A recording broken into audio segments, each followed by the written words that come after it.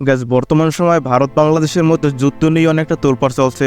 বলাবলি হচ্ছে ভারত নাকি বাংলাদেশের সঙ্গে যুদ্ধের জন্য প্রস্তুত। ভারত বাংলাদেশের সঙ্গে মূলত একটি বন্ধুত্বপূর্ণ সম্পর্ক রয়েছে, তাই ভারত বাংলাদেশের মানুষ কখনোই চায় না যে এই বন্ধুত্বপূর্ণ দেশের সঙ্গে যুদ্ধ হোক, কারণ এতে উভয় দেশের মানুষেরই কল্যাণ জড়িয়ে রয়েছে।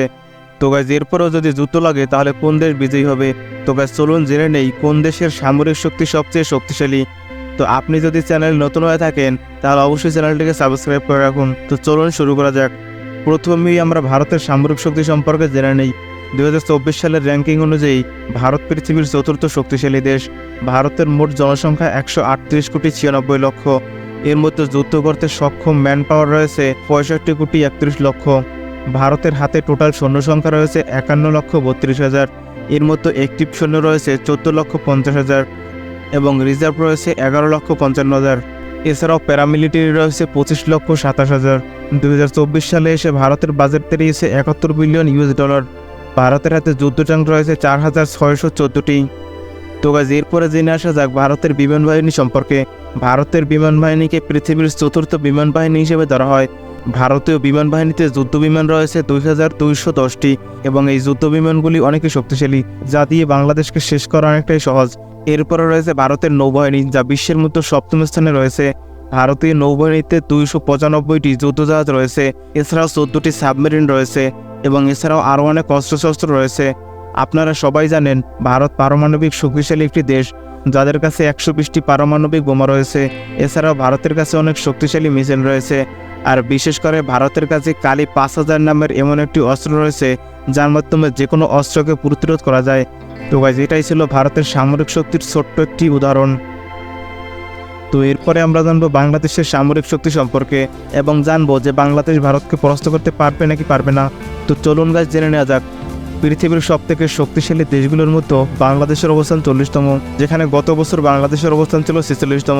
তার মানে বোঝাই যায় যে এই বছর বাংলাদেশ 6 ধাপ এগিয়েছে এবং বাংলাদেশ বাড়িয়েছে নিজেদের অস্ত্রশস্ত্র ও গোলাবারুদ। বাংলাদেশের সামরিক বাহিনী মূলত 3 ভাগে বিভক্ত: সেনাবাহিনী, নৌবাহিনী ও বিমান বাহিনী। 2024 সালে বাংলাদেশের সামরিক বাহিনীর বাজেট ধরা হয়েছে $4.2 বিলিয়ন।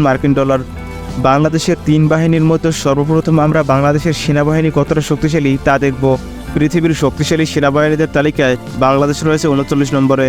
বর্তমানে বাংলাদেশের সেনাবাহিনীতে সৈন্য সংখ্যা রয়েছে 1,65,000 এবং বর্তমানে বাংলাদেশ সেনাবাহিনীর কাছে যুদ্ধ ট্যাঙ্ক রয়েছে 620টি, যা ভারতের ধারে কাছে নেই। এছাড়াও বাংলাদেশের কাছে রয়েছে ছোটোখাটো অনেকগুলো অস্ত্রশস্ত্র। তো গাইজ এরপরে আসি বাংলাদেশ নৌবাহিনীর কাছে। পৃথিবীর সবচেয়ে সেরা নৌবাহিনীর তালিকায় বাংলাদেশ নৌবাহিনী রয়েছে 29 নম্বরে। বাংলাদেশ নৌবাহিনীতে বেশ কিছু যুদ্ধজাহাজ রয়েছে। 2024 সালে বাংলাদেশ নৌবাহিনীতে সাবমেরিন সহ মোট নৌযান আছে 112টি। তো গাইজ এরপরে জেনে আসি বাংলাদেশ বিমান বাহিনী সম্পর্কে। পৃথিবীর মধ্যে বাংলাদেশ বিমান বাহিনীর অবস্থান 44তম।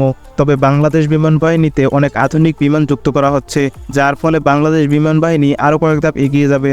তবে বাংলাদেশের কাছে যে সকল যুদ্ধ বিমানগুলো রয়েছে তা খুবই পুরাতন, আর এর থেকে ভারত বা মিয়ানমারের কাছে অনেক বেশি যুদ্ধ বিমান রয়েছে। তাই বাংলাদেশ সরকারের উচিত কয়েকটি যুদ্ধ বিমান ক্রয় করা, তা না হলে তারা অনেকটা পিছিয়ে পড়বে। তবে বাংলাদেশ একটি দিক দিয়েই সবার থেকে এগিয়ে আছে, সেটি হলো প্যারামিলিটারি বাহিনীর দিক দিয়ে। বাংলাদেশের কাছে মোট 68 লক্ষ সৈন্যর প্যারামিলিটারি বাহিনী রয়েছে, যা পৃথিবীর 1 নম্বর। তো বন্ধুরা, এই হলো বাংলাদেশের সামরিক শক্তি। এবার যদি বাংলাদেশ এবং ভারতের মধ্যে সামরিক শক্তির পার্থক্য করি, তাহলে বাংলাদেশ কখনোই ভারতের সাথে যুদ্ধে জিততে পারবে না। তবে যদি চীন, পাকিস্তান এবং আমেরিকা বাংলাদেশকে সহায়তা করে তবে বাংলাদেশ যুদ্ধে জিততেও পারে।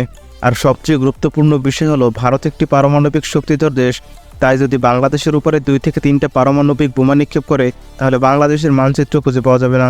তবে বাংলাদেশ এবং ভারত বন্ধুরাষ্ট্র, তাই আমরা চাই না যে ভারত বাংলাদেশের যুদ্ধ হোক। তো বন্ধুরা, আপনি বাংলাদেশ থেকে দেখছেন না ভারত থেকে দেখছেন তা কমেন্টে অবশ্যই জানান।